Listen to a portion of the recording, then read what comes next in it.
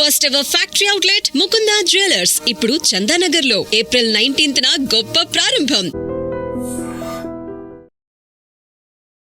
ఎంత మంచి నటన అనేది తన దగ్గర ఉందో అంతే మంచి రచయిత కూడా. Mime artist.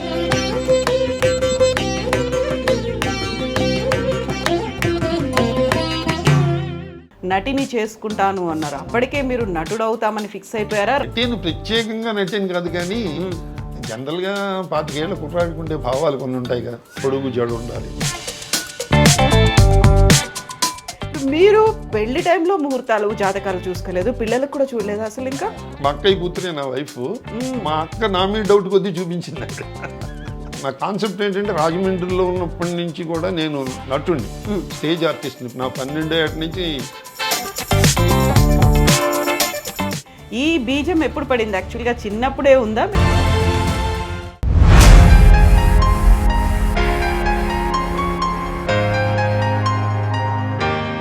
నమస్తే, నేను కవిత. వెల్కమ్ టు ఐ డ్రీమ్ తెర వెనుక కథలు. మనతో పాటుగా ఒక వెరీ స్పెషల్ నటుడు ఉన్నారు. ఎంత మంచి నటన అనేది తన దగ్గర ఉందో అంతే మంచి రచయిత కూడా. Mime artist. తనని అందరూ బాబాయ్ అని పిలుస్తుంటారు. అలా బాబాయ్ అని పిలిచేటువంటి ఒక ఆప్త నటుడి మాటల్లో చెప్పాలంటే, ఈ బాబాయ్ అన్ని సినిమాల్లో 1 డే మ్యాచ్లు మాత్రమే ఆడతారు. టెస్ట్ మ్యాచ్లు ఆడగల సత్తా ఉన్నప్పటికీ కూడా ఉద్యోగ పరిమితుల దృష్ట్యా పరిమితం అయిపోయారు. మరి T20లో ఆడుతున్నటువంటి ఈ పరిస్థితుల్లో బాబాయ్ ఏం చేస్తున్నారు మాట్లాడదాం. మనతో పాటుగా ఉన్నారు జనార్దన్ రావు గారు, ఉరఫ్ జెన్నీ గారు. జెన్నీ గారు నమస్కారం. ఎలా ఉన్నారు మీరు? చాలా బాగున్నారు, చాలా స్టిఫ్గా ఉన్నారు. మేము ఇంట్లోకి ఎంటర్ అవగానే వినిపించినటువంటి విష్ణు సహస్రనామ స్తోత్రం. వ్యూవర్స్కి ఒకటి చెప్పాలి, విష్ణు సహస్రనామం కంప్లీట్ అయిన తర్వాత మాత్రమే మా దగ్గరకు వచ్చారు ఇంటర్వ్యూ ఇవ్వడానికి. సో రోజు ఎంతసేపు ఉంటారు మీరు పూజలో? ఒకసారి మా ఆవిడ్ని తీసుకుని ఒక ఆధ్యాత్మిక ఉపన్యాసానికి ఫస్ట్ టైం వెళ్ళా. చిన్నజీర స్వామి గారు చెప్పారు, మనిషికి ఒక్కడికే విష్ణు సహస్రనామం చదువుకునే యోగ్యత ఉంది, పశుపక్షాదులకి లేదు అన్నారు. ఆ మాట నా మనసులో, మీకు అంటే తప్పు మనం ఎస్కేప్ అవడానికి చూస్తాం కదా ఎప్పుడూను, తప్పులు చదివితే పాపం, శుచి శుభ్రం లేకపోతే పాపం, ఇలా ఎస్కేప్ అవడానికి, అర్థం తెలియకుండా చదివితే పాపం, ఇలా ఎస్కేప్ అవడానికి చూస్తాం కదా. ఆయన చెప్పిన ఉపన్యాసంలో ఇవేమీ పట్టించుకోకండి, వాల్మీకి అంతవాడు మరా అంటే రామ అయింది, మీకు అసలు ఆ మీనింగ్ గురించి పట్టించుకోవద్దు అని అద్భుతమైన ఒక ఎగ్జాంపుల్ చెప్పారు. ఇప్పుడు తేనెటీగ అనేక రకాల పుష్పాలలోంచి తేనె సేకరిస్తుంది. మనం తేనె యొక్క తీపిదనమే ఆస్వాదిస్తాం కానీ ఆ తేనె తీసుకుంటూ అది చామంతి పూలోంచి వచ్చిందా, గులాబీ పూలోంచి వచ్చిందా అని అన్వేషణ మొదలెట్టాం. అలాగే విష్ణు సహస్రనామం కూడా, విష్ణునామం అన్నదానికి అర్థం తెలియకపోయినా మీరు ఎలా చదివిన పుణ్యమే. నోరు తిరగకపోయినా మీరు తిరుగుతూ చదువుకున్నా కూడా పర్వాలేదు. మీరు శుచి శుభ్రం అంటారా, ఆత్మ మామూలుగా అంతర్శుచి ఉండాలి, బాత్రూంలో చదివినా కూడా తప్పలేదు అని అన్ని ఎగ్జామ్షన్స్ ఇచ్చిన తర్వాత కూడా చదవకపోతే ఏంటి అదవ జన్మ అనిపించింది నాకు. అనిపించి నేను ఏ షూటింగ్కి వెళ్ళినా అప్పుడు ఆయన క్యాసెట్ రిలీజ్ చేశారు. ట్వింకిల్ ట్వింకిల్ లిటిల్ స్టార్ అన్నట్టుగా పిల్లలకి చెప్పినట్టుగా విశ్వం విష్ణుర్వషట్కారు అంటూ స్పష్టంగా ఆ క్యాసెట్ కొని హెడ్ ఫోన్లో పెట్టుకుని స్క్రిప్ట్ చేతిలో పెట్టుకుని అది రోజుకో శ్లోకం చెప్పి మెల్లిగా కంఠస్థం పెట్టేవాడిని. ఒక 5-6 నెలల్లో అంటే మొదటి శ్లోకం కంఠస్థం పెట్టి రెండో శ్లోకంకి వెళ్ళేటప్పుడు మళ్ళీ మొదటిది పోయింది. అయినా మళ్ళీ రిపీట్ చేసి మళ్ళీ అలాగ ఒక 6 monthsలో ఇప్పుడు కంఠస్థం పెట్టేశా. చిన్నపిల్లాళ్ళకి నాకు 108 వచ్చి నాకు 108 శ్లోకాలు వచ్చినని చెప్పుకుంటూ ఉంటాం. అవి చదువుతూ ఉంటాం. ఎన్నేళ్ళు ఎప్పుడు స్టార్ట్ చేశారు అసలు మీరు? నుంచిగా 10-15 ఏళ్ళు అయింది మొదలుపెట్టి చదవడం. కంఠస్థం బట్టి ఒక 5-6 నెలలు కంఠస్థం పెట్టాను. అప్పుడు చూడకుండా చదువుతా. బట్ ప్రొనౌన్సియేషన్కి నేను మా ఆవిడ విశ్వాస్ అని ఒక అసోసియేషన్ ఉంది మెడ్రాస్లో. వాళ్ళు 14 కంట్రీస్లో కొన్ని కోట్ల మందికి హౌ టు ప్రొనౌన్స్ అని నేర్పుతారు ఆన్లైన్లో. అది మీ ఇద్దరం దాంట్లో స్టూడెంట్స్గా చేరి తప్పులు లేకుండా జాగ్రత్తగా చదవడానికి, స్పష్టంగా చదవడంలో కూడా షట్చక్రాలన్నీ యాక్టివేట్ అవుతాయి. ఒత్తులు పలికిన చోట ఒత్తులు గట్టిగా పలుకుతున్నప్పుడు వాక్శుద్ధి చాలా చక్కగా వస్తుంది. తర్వాత మనకి ఈ రోజుల్లో అంత కాంప్లికేటెడ్ అయ్యేలా ఎవరు రాయటం లేదనుకోండి. ఎన్టీ రామారావు టైంలో లాగా ఇప్పుడు అన్నీ సింపుల్గా 2-3 వాక్యాల కంటే ఎక్కువ రాయటం లేదు డైలాగ్లో. ఇప్పుడు చాలా ఈజీగా ఉంటుంది, జ్ఞాపక శక్తి ఇంప్రూవ్ అవుతుంది. It's a very good exercise. Plus కనీసం ఆ 20 minutes కాన్సన్ట్రేషన్ దాని మీదే ఉంటుంది. దానికి మా యోగా గురువు గారు ఏం చెప్పారంటే ముద్రలు ఉన్నాయి, ఆ ముద్రలు పెట్టుకుంటూ చదవండి అని చెప్పి షట్చక్రాల మీద మీరు కాన్సన్ట్రేట్ చేయండి, ఆ 20 నిమిషాలు అద్భుతమైన కాన్సన్ట్రేషన్ వస్తుందన్న. అందుకని చదవడం మొదలెట్టాను. ఇప్పుడు ఇద్దరూ కలిసి ఆన్లైన్ క్లాసుల్లో జాయిన్ అయ్యారు. ఎవరు ఫస్ట్ నేర్చుకున్నారు? ఎవరికి మొత్తం కంటత వచ్చు? మీకా మీ ఆవిడకా? మీరు లేనిపోని మా ఇంట్లో అలాంటి గొడవలు పెట్టకండి. మీరు ఎవరికి ముందు వచ్చిందంటే నాకు ముందు వచ్చిందని ఆవిడ వస్తుంది, దెబ్బలు ఆడుతుంది. నాకు ముందు వచ్చింది ఎవరికీ ఇద్దరికీ వచ్చింది. ఇద్దరు కలిసి చదువుతారు. సో పూజ ఎవరి పూజ వాళ్ళదే, ఎవరి దేవుడు వాళ్ళదే. మీ దేవుడు ఎవరు? నా దేవుడు ఆవిడే, అన్నం పెట్టేది ఆవిడే. ఆవిడ దేవుడు కూడా మీరేనా? అంతే అంతే. ఇంకా మరి పూజల కోసం సెపరేట్ గా టైం పెట్టుకోవడం ఏం లేదు ఇంకా? అంటే మార్నింగ్ చేస్తాం, స్నానం చేసి ఇష్టం వచ్చినప్పుడు. మా ఆవిడ అంటుంది 12 అయిపోయింది, ఇప్పుడు దీపం వెలిగిస్తారేమిటి, ఇప్పుడు వెలిగించకూడదు అంటుంది. మధ్యాహ్న దీపం అని చెప్తారు, అంతే కదా? సాధ్యమైనంత వరకు షూటింగ్ అది ఉంటే తొందరగా మార్నింగ్ చేసేసుకుని వెళ్తాం. అయితే మీ బుక్స్ చదువుతున్నప్పుడు జెన్నీ గారు 2 బుక్స్ రాశారు. అమ్మకో అక్షరం అనేది ఒకటి, ఆ తర్వాత పోలా ప్రగడ జనార్దన్ రావు కథలు అనేది ఒకటి. 2 బుక్స్ రాసినప్పుడు ఆ బుక్స్ నేను చదువుతున్నప్పుడు ఒక ఇంట్రెస్టింగ్ థింగ్ నాకు కనిపించింది. అది ఇమ్మీడియట్గా మిమ్మల్ని అడగాలనుకున్నాను. ప్లీజ్. ఏజ్ ఎంత మీది? నిజం చెప్పినా అబద్ధం చెప్పిన. నిజమే. పాతాళ భైరవిలో ఎన్టీ రామారావు ఉంటాడు, నిజం చెప్పిన రాజకుమార్తో అంటూ ఉంటాడు, నిజం చెప్పినా అబద్ధం చెప్పిన. నిజమే నిజమే కావాలి మాకు. నిజంగా అయితే 80 ఏళ్ళు, అబద్ధంగా అయితే డైరెక్టర్ మీ క్యారెక్టర్ని బట్టి మీ ఏజ్ ఎంత అండి అని అడిగితే క్యారెక్టర్ని బట్టి చెప్తూ ఉంటా. ఓకే, అప్పుడు మాకు 60 ఏళ్ళ వాడు కావాలండి అన్నారంటే 61 అండి అని చెప్తా. లేదండి 14 ఏళ్ళు అంటే 14 ఏళ్ళకి నేను షూట్ అవ్వనండి, మరి కనీసం ఒక 50 వేసుకోండి. అలా ఫ్లెక్సిబుల్ నా ఏజ్. యా, ఆ ఫ్లెక్సిబుల్గా కూడా మీరు అలాగే ఉన్నారు, అంతే యాక్టివ్గా ఉన్నారు. రోజు ఏం తింటారు, ఏం చేస్తారు అసలు? అంటే నేను రోజు ఎక్సర్సైజ్ చేస్తానమ్మా, చాలా ఏళ్ళ నుంచి. నేను యోగాసనాలు వేస్తాను రోజు 45 minutes ఓకే ఆసనాలు వేస్తాను. Because I'm a sports men. నేను షటిల్ ఆడేవాడిని, నేను నేషనల్స్కి ఆడాను, మా డిపార్ట్మెంటల్ కాంపిటీషన్ ఢిల్లీ కలకత్తా వాటర్లో ఆడేవాడిని, మా ఈసీఎల్ కెప్టెన్ని. షటిల్ రెగ్యులర్గా 30-35 ఏళ్ళు షటిల్ ఆడాను. దాంతో ఆరోగ్యం కొంచెం అదృష్టం కొద్దీ కూడా దానికి తోడు కొంచెం లక్ జోడించి షుగరు బీపీ అవి రాలేదు. కొంత మా తల్లిదండ్రులు DNA. తర్వాత స్కూటర్ యాక్సిడెంట్ అయినప్పటి నుంచి ఇంకా షటిల్ మానేశాను, చేసి యోగా సైడ్ కన్వర్ట్ అయ్యాను. ఏం తింటారు మరి రోజు? ఏంటి శాకాహారమే, ఇక్కడ కూడా ఎప్పుడు నాన్ వెజిటేరియన్ తిన్నాం, అప్పుడప్పుడు ఎగ్గేరియన్. అదేనా డాక్టర్ చెప్పాడు చేసి, దాని మీద బాయిల్డ్ ఎగ్ తింటాను. అప్పుడు అమ్మకి తెలుసా? మళ్ళీ మా ఆవిడ ఎటు వచ్చి ఆ పెనం మీద తచ్చిన ముట్టుకొనివ్వదు. ఆవిడ పెనం వేరు, నా పెనం పొయ్యి అయితే వేరు కాదు, ఓన్లీ పెనమే వేరు. ఒకటే. ఎస్. సో ఇంట్రెస్టింగ్ థింగ్ అన్నాను కదా, ఇందులో జనార్దన్ రావు గారు తన బయోడేటా రాస్తూ బర్త్డే ఇచ్చారు. 28 May 1945. బ్రాకెట్లలో పుట్టిన తేదీల్లో కొంచెం గందరగోళం, అందుకే జాతకం రాయించుకోలేదు, నమ్మను. అసలే నమ్మరా మీరు జాతకాలు? ఎందుకంటే మా అమ్మేమో, మాకు పెద్ద కుటుంబం మాది, నాకు 7 sisters 3 brothers, 10 మంది పిల్లలకి జాతకాలు రాయించడం అవి ఇవి అంత పట్టింపు ఉండేది కాదు మా అమ్మకి. నా చిన్నతనంలో మా ఫాదర్ పోయారు, అందుకని ఆవిడ పాపం కుటుంబ పరిస్థితుల్లో జాతకాలు రాయించడం అవి ఇవి ఉండేది కాదు. ఎప్పుడైనా అంటే నేను పుట్టినరోజు ఎప్పుడమ్మా అంటే, మన ఇంట్లో గేదె ఈనిందిరా అప్పుడు పుట్టావు. 2 గేదెలు ఉండేవి, ఏ గేదె తెలియదు. మా పెద్దకేమో లేదమ్మా నువ్వు తప్పు చెప్తున్నావు, అప్పుడు మన చెరువు గట్టు దగ్గర మర్రి చెట్టు కూలిపోయింది చూడు, వాన వచ్చి అప్పుడు పుట్టాడు వీడు అని. మా చిన్నకి నేను మీరు తప్పు చెప్తున్నారు, అది లేదు మన గోదావరి గండి పడింది చూసారా, అప్పుడు పుట్టాడు వీడు. మా ఇంట్లో వాళ్ళందరూ నా పుట్టినరోజు గురించి కొట్టుకునేవారు, దాంతో నేను ఆ పుట్టినరోజు గురించే మర్చిపోయాను. కానీ అందాజగా అప్రాక్సిమేట్గా అందరిది కలిపి కన్సాలిడేట్ చేసి డివైడెడ్ మంచి రోజు చూసుకుని దాంట్లో మళ్ళీ ఆ రోజు ఏమొచ్చింది మరి? దానికి కారణం కూడా బడుపారి రాధాకృష్ణ గారు అని చాలా గొప్ప ఆయన డెత్ డేట్ కూడా రాసుకున్నారు. ఆయన అంత గొప్ప జ్యోతి, అంత గొప్పవాడు. బడుపాడి కామేశ్వరరావు గారు అబ్బాయి. ఆయన నేను ఒక ప్రోగ్రాంలో మేము ఇద్దరం గెస్టులుగా వెళ్ళాము, ఒక రూమ్ షేర్ చేసుకున్నాం.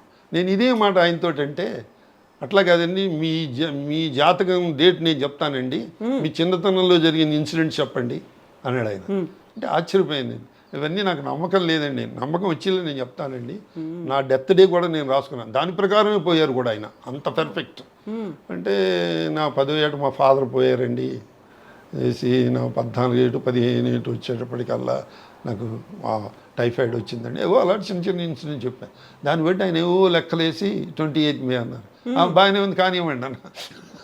నాదే పోయింది. బాగుంది. పెద్ద పుట్టినరోజులు అవి కూడా చేసుకోను నేను. అప్పటి నుంచి ఆ రోజు కూడా బర్త్డే సెలబ్రేట్ చేసుకోరు మీరు? చేసుకోను.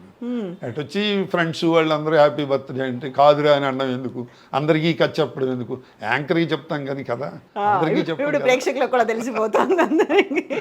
అయితే ఇప్పుడు మీరు పెళ్లి టైంలో ముహూర్తాలు జాతకాలు చూసుకోలేదు, పిల్లలకు కూడా చూడలేదు అసలు ఇంకా?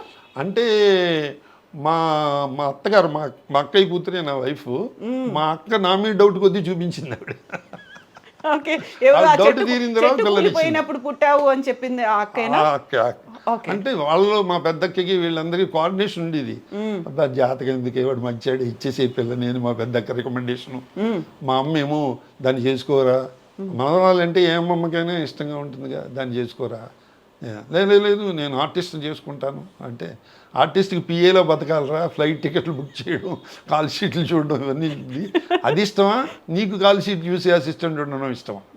నాకు అసిస్టెంట్ అనేసింది మా అమ్మ. అంటే నాకు అసిస్టెంట్ ఉండడం ఇష్టం, అది బంగారు తల్లిరా. ఎవరికైనా అమ్మమ్మకి మనవరాలంటే ఇష్టం ఉంటుంది కదా, అది అని చిన్న సెంటిమెంట్ టచ్ కూడా ఇచ్చింది అక్కడ.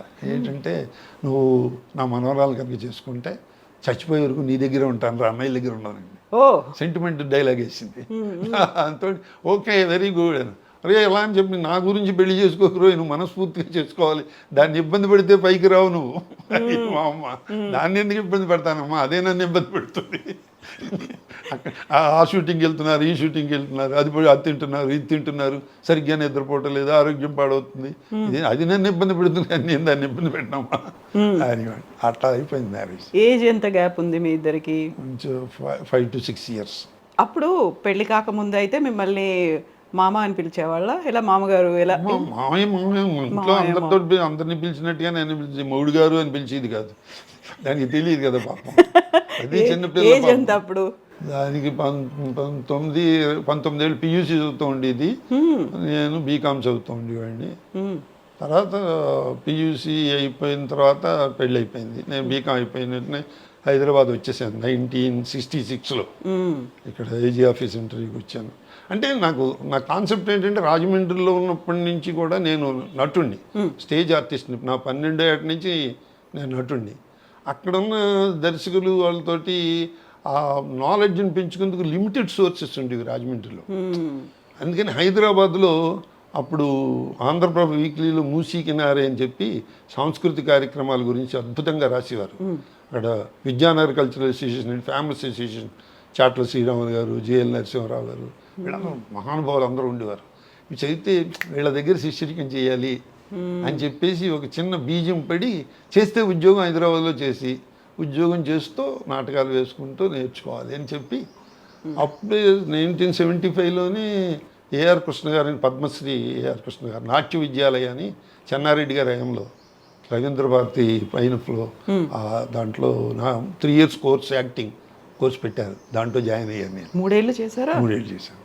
2 ఏళ్ళు ప్రాక్టికల్స్, 1 year థియరీ. అంటే ప్రతి రవీంద్ర భారతిలో ప్రతి నాటకం చూసి థియరీ రాయాలన్నమాట. అందులో నటుల గురించి, స్క్రీన్ ప్లే గురించి, డైలాగ్స్ గురించి. అది మళ్ళీ ఆయన చదివి ఇలా తప్పు రాశారా, ఇలా రాశారా, ఇది అలా రాయకూడదు, ఇలా రాయకూడదు, ఇలా అబ్జర్వ్ చేయాలి, అలా అబ్జర్వ్ చేయాలి. ఇప్పుడు మీరు మీ పెళ్ళికి ముందు మాట ఒకటి చెప్పారు, నేను చేసుకుంటే ఒక నటిని చేసుకుంటాను అన్నారు. అప్పటికే మీరు నటుడు అవుతామని ఫిక్స్ అయిపోయారా? రంగస్థలంలో ఉన్నారు కాబట్టి ఇదే ఇంకా జీవితం అనేది నటియే కావాలని ఎందుకు అనిపించింది? నటిని ప్రత్యేకంగా నటిని కాదు, కానీ జనరల్గా 25 ఏళ్ళ కుర్రాడికి ఉండే భావాలు కొన్ని ఉంటాయి కదా. పొడుగు జడ ఉండాలి, పెద్ద కళ్ళు ఉండాలి. ఇది నాకు లేకపోయినా, జడ కాదు కళ్ళు లేకపోయినా వాళ్ళకు ఉండాలని కోరుకుంటాం కదా. వాళ్ళు అందంగా ఉండాలి, మనకు అందం లేకపోయినా వాళ్ళు అందంగా ఉండాలి, ఇలా రకరకాలుగా అనుకుంటాం కదా. అప్పుడు ఇలా అనుకునే లక్షణాలన్నీ డాన్సర్స్లోనూ నటులు కనపడేవి. అందుకని అనుకునేవాడిని అంతే తప్పితే. మన ఏదో డ్యాన్స్ కాలేజీకి ప్రైజ్ డిస్ట్రిబ్యూషన్ గెస్ట్గా వెళ్ళాను. వెళ్తే వాళ్ళు డ్యాన్స్ గురించి చెప్పండి అంటే నాకు డ్యాన్స్ రాదు, బట్ డాన్సర్ని చేసుకుందాం అని ఉండేది. ఆ కోరిక తీరకపోయినా మా ఆవిడ నా చేత డాన్స్ చేస్తూ ఉంటుంది రోజు. ప్రతిరోజు చేస్తాను నేను. అంటే ఆ వయసులో అలా ఉంటాయి కదా మా భావాలు, ఆ మెచ్యూరిటీ ఉండదు. ఎందుకంటే అంటే సాంసారికపరమైన ఆలోచనలు ఉండవు. కంఫర్టబుల్గా వేళకు భోజనం, టిఫిన్ ఇవి ఉండి మన రొటీన్ లైఫ్కి అడ్డం రాకుండా ఉండాలి. అవును. సో మరి ఇక్కడికి హైదరాబాద్కి వచ్చిన తర్వాత ఉద్యోగము అనేది ఉంది, ఆ తర్వాత నాటకాలు వేసుకోవచ్చు, నటుడిగా కొనసాగొచ్చు అనేది. ఈ బీజం ఎప్పుడు పడింది? యాక్చువల్గా చిన్నప్పుడే ఉందా మీకు నేను నాటకాలు వేయాలి, నటుడు అవ్వాలి? నా 12 అంటే నేను స్టేజ్ ఎక్కానమ్మా. పల్లిపొడి చిని పిన్సిల్ శ్రీరామూర్తి గారి నాటకం. మా ఊర్లో మా అన్నయ్య ఫ్రెండ్ బొబ్బా నాగేశ్వరరావు ఉండేవాడు, నా తొలి గురువు అతనే. అది బాలనటుడిగా నన్ను స్టేజ్ ఎక్కించాడు. ఆ నాటకం మా ఊళ్ళో వేసాం. మా ఊళ్ళో వేస్తే ఓ సిచ్యువేషన్లో ఆ నాటకంలో మా నాన్నని అరెస్ట్ చేసి జైల్లో పెడతారు. మా అక్క హీరోయిన్ అనమాట. మా అక్క నేను పాట పాడుతూ అడుక్కుంటాం అనమాట స్టేజ్ మీద. అడుక్కుంటే పాపం వాళ్ళందరూ కూడా పల్లెటూరు కదా, ఎప్పుడు 60 ఏళ్ల క్రితం కథ చెప్తున్నాను నేను. వాళ్ళందరూ వచ్చి డబ్బులు వేశారు. మా అమ్మ చచ్చేలా తిట్టింది, స్టేజ్ మీద అడుక్కు తింటావు ఇట్రా. అడుక్కోవడం కాదమ్మా, అది కథలో డైరెక్ట్ నటించామంతే. అది మా ప్రెసిడెంట్ గారు ఉప్పెర్ల లక్ష్మీనారాయణ గారు అనేవారు. ఆయన నా నటన చూసి ఆయన కళ్ళమ్మ నీళ్లు పెట్టుకుని పాలైన ఇంటికి పంపించి వెండి గ్లాస్ తెప్పించి నాకు చదివించారు.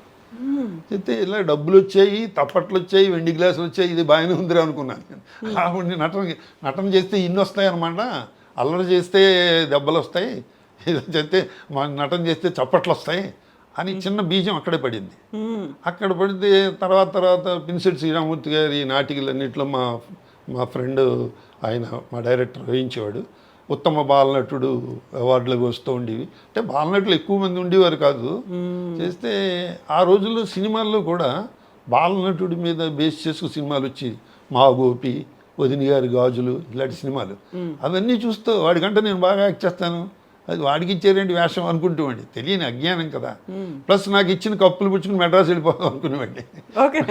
ఇవన్నీ చూపిస్తే వచ్చేస్తే రెడ్ కార్పెట్ వెల్కమ్ అని చెప్పి మా అమ్మతో చెప్పి, అమ్మ నాకు మెడ్రాస్ పారిపోవాలంటుందమ్మా, కానీ భయం వేస్తుంది, ఎలా వెళ్ళాలి పారిపోవాలనేది చెప్పేశారు అమ్మకి.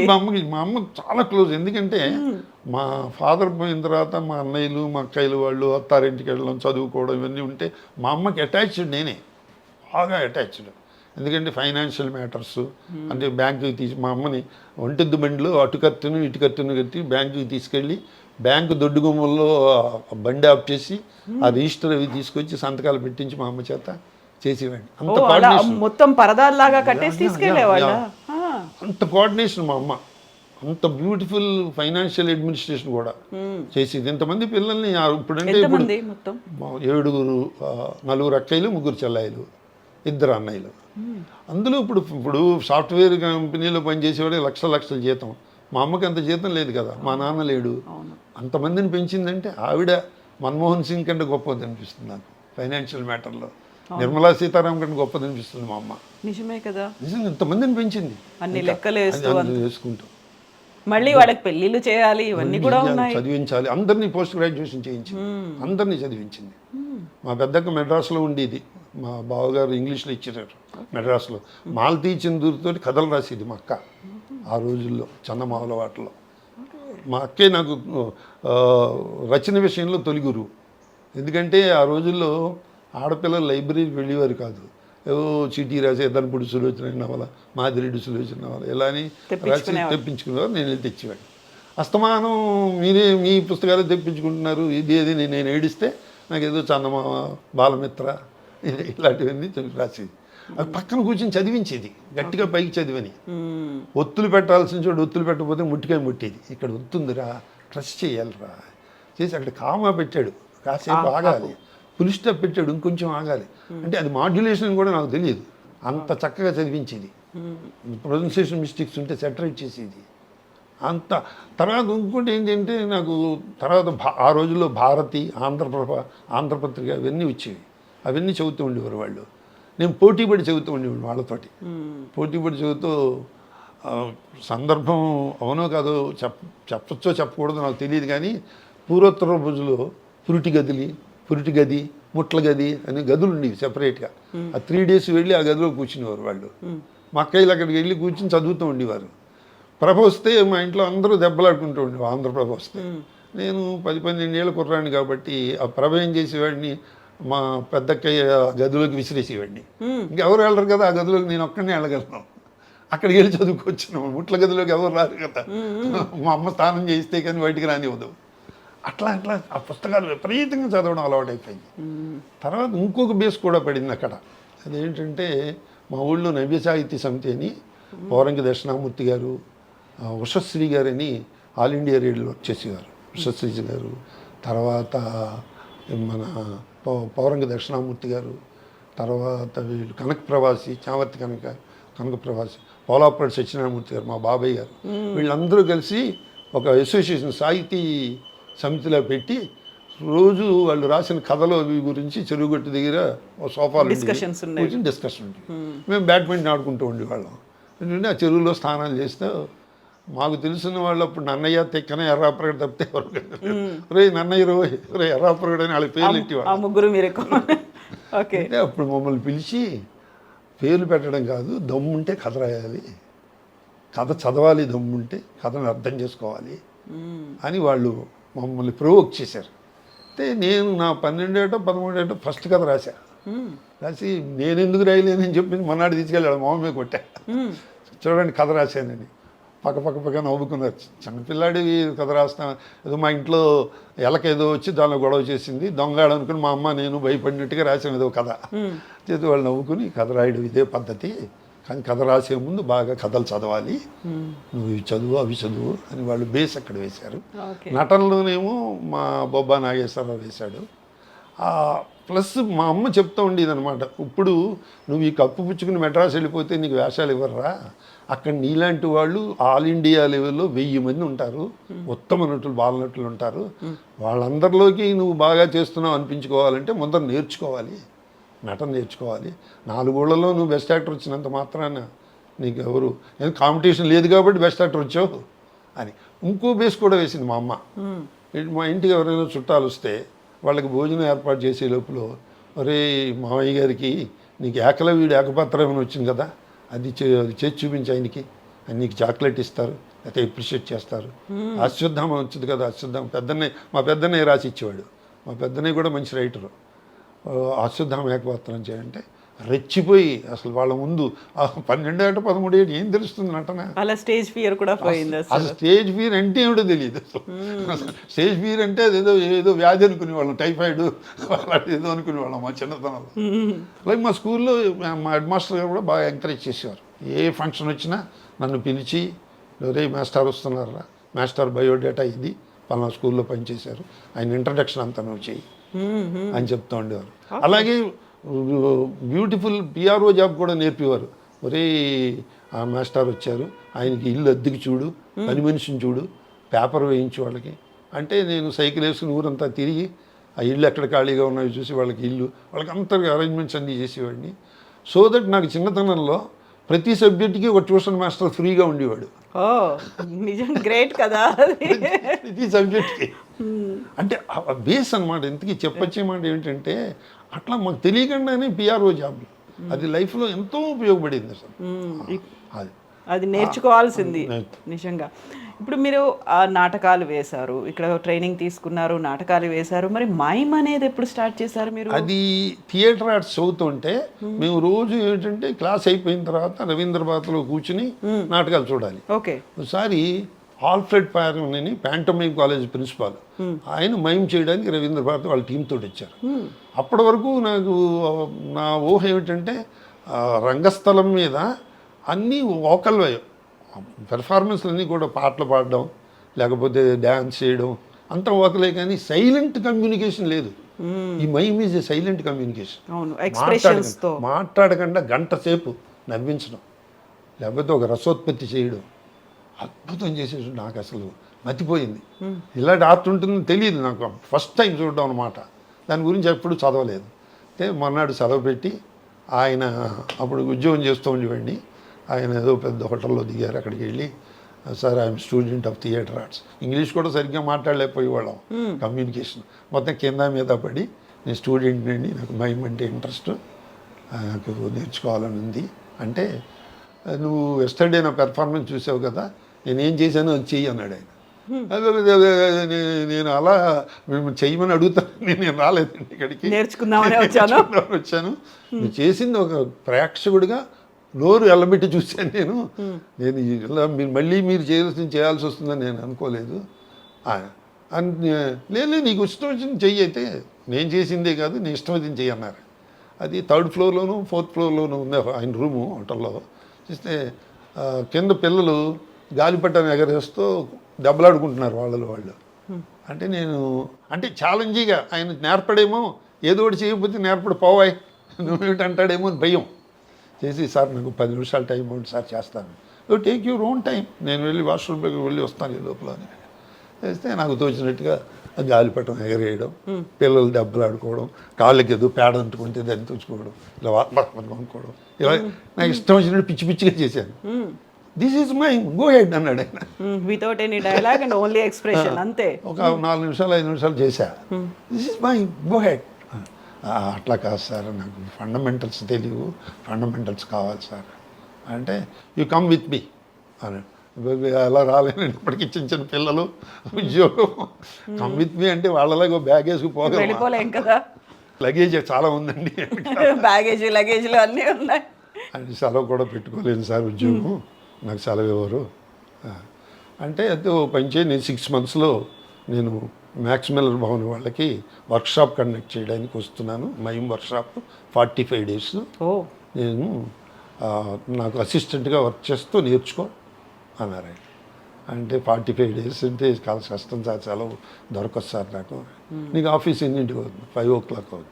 నేను 6 o'clock క్లాసులు స్టార్ట్ చేస్తా, నువ్వు వచ్చి ఆఫీస్ నుంచి డైరెక్ట్గా వచ్చాయి అని చెప్పేసి ఆయన ఆ 45 days నాకు ట్రైనింగ్ ఇస్తూ, ఇప్పుడు డ్యాన్స్ డైరెక్టర్ చూడండి, మూమెంట్ మన సినిమాల్లో మూమెంట్ కంపోజ్ చేసి అసిస్టెంట్ని నేర్పమంటాడు హీరోకి, అసిస్టెంట్ నేర్పుతారు కదా, అలాగే ఈయన మూమెంట్ కంపోజ్ చేసేసి జెనీ టీచ్ దెమ్ అనేవారు.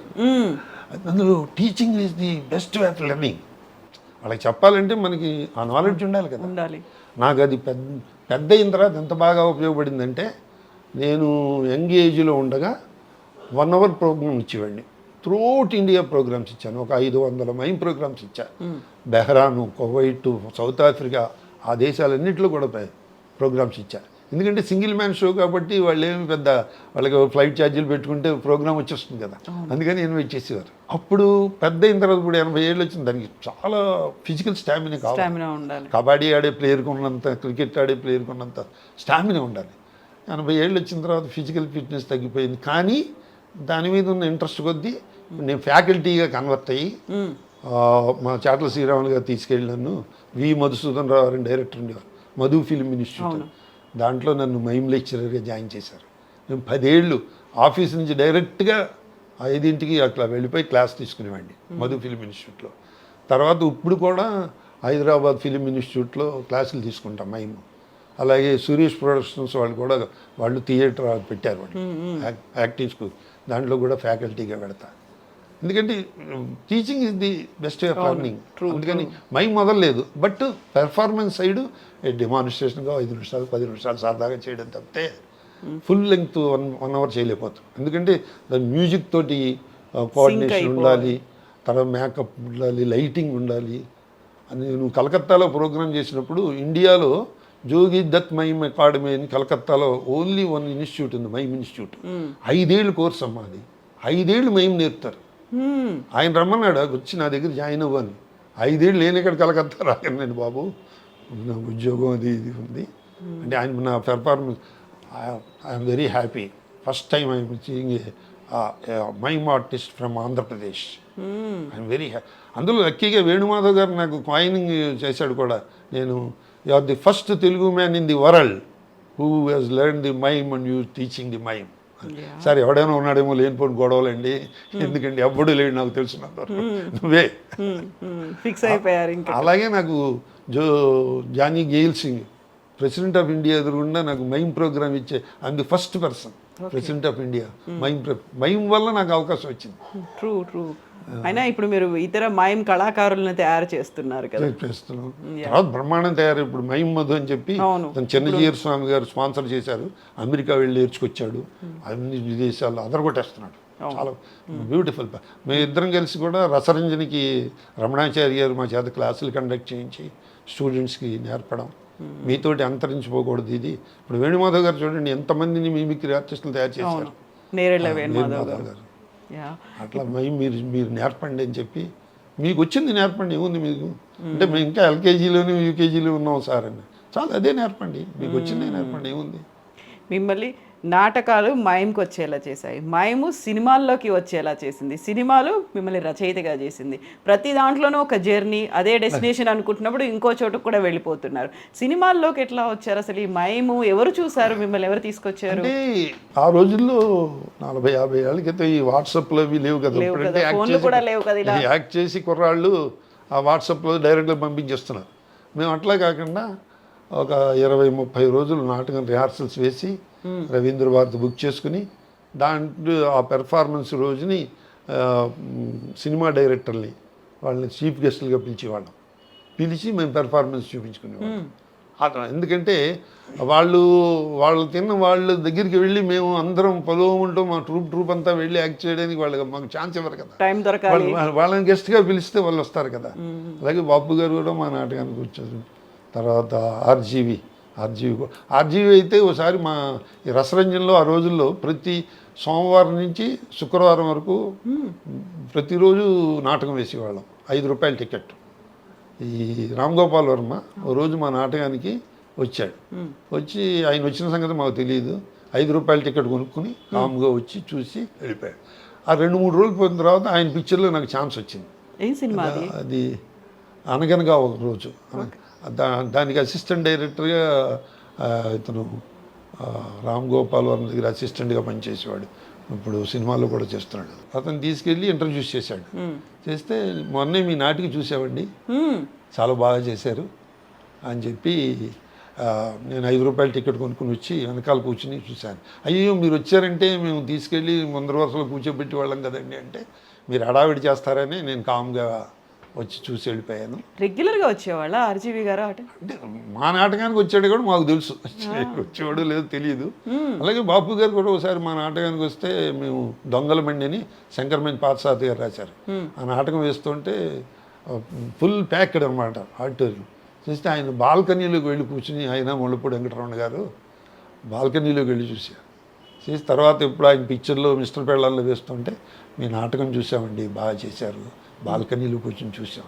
అయ్యో బాల్కనీలో కూర్చొని చూడడం ఏంటంటే కింద ప్యాక్ అయిపోయిందండి అంటాను, మిమ్మల్ని డిస్టర్బ్ చేయడం ఎందుకని మిమ్మల్ని ఎవరు చెప్పలేదు. మామూలుగా ఆ కాలంలో మేము నాటకాలు వేసాము, మా నాటకాలు చూసి సినిమాల్లోకి ఆహ్వానించారు అని విన్నాం. కానీ ఇప్పుడు ఆర్జీవి గారు కూడా ఆయన నాటకాన్ని చూసి అలా పిలిచాడు. నాటకాన్ని చూసి పిలిచాడో లేదో తెలియదు కానీ నాటకం చూశాడు. వాళ్ళ అసిస్టెంట్ చెప్పడం వల్ల వాళ్ళ అసిస్టెంట్ బాలానందంలో మైమ్ నేర్పివాడిని అతనికి. అందుకని అతనికి తెలుసు. ఉత్తేజ్ తీసుకెళ్ళాడు నన్ను. అట్లా జంజాల్ గారు మాత్రం మా నాటకం చూసి పెర్ఫార్మెన్స్ ఇచ్చారు. మా డైరెక్టర్ తల్లావజ్జుల సుందరం అని వెరీ గ్రేట్ డైరెక్టర్.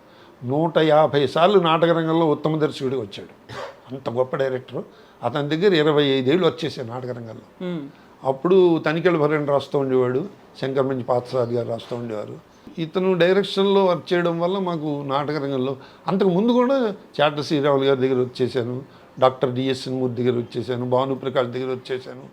నాటక రంగంలో ఎవరైతే నిష్ణాతులు ఉన్నారో వాళ్ళందరి దగ్గర యాక్ట్ చేసేవాడిని. చిన్న చిన్న వేషాలు వేయడం, ప్రాంప్టింగ్లు ఇవ్వడం, కట్టెలు లాగడం, వాళ్ళకి టీలు అందివ్వడం రిహార్సల్లో, అట్లా చేస్తూ ఉద్యోగం కాబట్టి ఫుల్ ఫ్లెడ్జ్డ్గా చేయలేకపోయేవాడిని. సాయంత్రం వెళ్ళి వాళ్ళతో జాయిన్ అవుతూ ఉండేవాడిని. లిమిటెడ్ ఓవర్లో ఆడుకుంటూ. ఈ 40-50 ఏళ్ళు సాయంత్రం ఎప్పుడు వేస్ట్ చేయలేదమ్మా నేను. ఏదో నాటకం రిహార్సల్ చేయడం ఏదో. నిన్న కాక మొన్న కూడా సుమధుర హాస్యనాటిక పోటీల్లో మిత్రుడు మల్లాది భాస్కర్ అని, బాబాయ్ ఒక ఏజ్డ్ క్యారెక్టర్ ఉంది, నువ్వు వేస్తే బాగుంటుంది, అది వేస్తావా? నేను రిహార్సల్కి రాలేనురా, చాలా కష్టం అంటే మేము అందరం మీ ఇంటికి వస్తాం, మీ ఇంట్లోని రిహార్సల్ అని వాడి మైండ్లో రిహార్సల్ పెట్టాడు. చేసి మనం వేసి వచ్చా. అందుకే ఆ నాటకంలో కిక్ ఉందమ్మా. ఉంది, అది అది ఎంజాయ్ చేస్తూ ఉన్నారు ప్రతి క్షణాన్ని. Memory exercise. True. ఎందుకంటే ప్రాంప్టింగ్ లేకుండా 45 మినిట్స్ ఆ టైమింగ్స్తో చెప్పడం అని, ప్లస్ 1000 మందికి వినపడేలా చెప్పడం, కనపడేలా ఎక్స్ప్రెషన్ ఇవ్వడం, ఇవన్నీ ఎంతో. జంజాల్ గారు మాకు అదే నేర్పేవారు. మీరు చెయ్యి ఇంత పైకి ఎత్తక్కర్లేదయ్యా, కట్ అయిపోతుంది కెమెరాలో, ఇలా అంటే చాలు. అవును, ఇదేమన్నా నాటకం అనుకున్నారా? ఇంత పెద్ద డాష్ ఉంటుందా? ఇంత లిమిటెడ్ ఉంటుంది. తర్వాత 30 టైమ్స్ మ్యాగ్నిఫై అవుతుంది. అంత పెద్ద ఎక్స్ప్రెషన్ అక్కర్లేదు, కొంచెం సెటిల్గా చేస్తే చాలు. మాకేం తెలిసి చేసేసి వాళ్ళం. అందులో ఇంకోటి కూడా ఏంటంటే, ఆ రోజుల్లో కొత్తలో డైరెక్టర్ని బాగా ఇంప్రెస్ చేయాలని చెప్పి ఓ యాడ్ లిప్స్ అంటే రైటర్ రాసిన దానికి ఏవో యాడ్ చేసి వేసేస్తూ ఉండేవాళ్ళం. నాకు గుండె హనుమంతరావుకి జబ్బు ఎక్కువ ఉండి తెగ వేసేసి వాళ్ళం డైలాగులు. అంటే అప్పుడు ఆయన బ్యూటిఫుల్ డైలాగ్ చెప్పారు, ఇప్పటికీ నేను మర్చిపోను. మీరు యాడ్ లిప్స్ ఎడిషనల్ డైలాగ్ వేసినా అది రైటర్ రాసిన డైలాగ్కి ఫ్లేవరు గ్లామరు తీసుకురావాలి, నాట్ లెంగ్త్. ఎంత గొప్ప వాక్యం అంటే అండి, నాకు ఇప్పటికీ గుర్తమ్మా. ఇప్పటికీ నేను కూడా నేను అమలాపురం వెళ్ళాం. డొక్కా సీతమ్మ గారి మనవడు ఫణి అని, ఆయన సాఫ్ట్వేర్ ఇంజనీరు. ఆయన అంతకుముందు 2-3 పిక్చర్లు తీశాడు, ఆయనకి నంది అవార్డు కూడా వచ్చాయి. ఆయన ముళ్ళపూడి వెంకటరమణ గారి అసిస్టెంట్ శ్రీరమణ అని, మీ పేరు విని ఉంటారు, మిథునం రాశారు చూడండి. ఆయన రాసింది బంగారు మురుగు, బామ్మ బంగారు మురుగు కథ సినిమా తీశారు. ఆయనతోటి నేను ఇదే చెప్పాను, సార్ నాకు స్క్రిప్ట్ ఇవ్వండి సార్, నాకు చదువుతుంటే కొన్ని ఏవో ఆలోచనలు వస్తాయి, లెఫ్ట్ సైడ్ పెన్సిల్ తోటి నాకు వచ్చిన ఆలోచన రాస్తాను, మీరు బాగుందంటే పెడదాం, బాగులేదంటే రబ్బర్తో అది చెప్పేస్తా, నా బుర్రలోది కూడా చెప్పేస్తాను అన్న. నువ్వు చాలా అంటే చేస్తుంటే కొన్ని ఆలోచనలు వస్తూ ఉంటాయి, చదువుతుంటే కొన్ని ఆలోచనలు వస్తాయి, ఆలోచనలు మర్చిపోతాం చేస్తుంటే, ఇది డామినేట్ చేస్తుంది. అందుకని గుర్తుపెట్టుకుని పెన్సిల్ తోటి రాసి చేసి ఆయన చాలా అప్రిషియేట్ చేశారు. మంచి పద్ధతి అండి, ఇది బాగుందండి. జంజాల్ గారు అదే చెప్పేవారు, మేము చెప్పింది ఆయన యాక్సెప్ట్ చేయకపోతే మొహం అదోలో పెట్టుకుని అరగంట వరకు రికవర్ అయ్యేవాళ్ళు కదా. అంటే అప్పుడు మళ్ళీ పిలిచి పుచ్చగించి చెప్తా ఉండేవారు. ఇస్తే బాగుంటే పెట్టుకుంటాం, బాగోలేకపోతే మానేస్తాం. ఎందుకు డల్ అయిపోకూడదు, డల్ అయిపోతే క్రియేటివిటీ రాదు, బుర్ర పని చేయదు. అది మొహానే కనిపిస్తుంది కదా. ఇంకా ఉండండి, ఏముంది, బాగోలేకపోతే పెట్టుకోం కదా, ఏముంది. రైటర్ బాగానే రాశాడయ్యా, మీరు ఎందుకు అంత అవస్థపడతారని వాడు, ఆయనే రైటర్.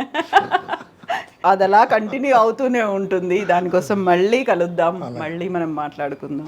ధన్యవాదాలు. ఇలాగే నవ్వుతూ ఉండండి, నవ్విస్తూ ఉండండి, అమ్మగారిని జాగ్రత్తగా చూసుకుంటూ ఉండండి. Thank you so much.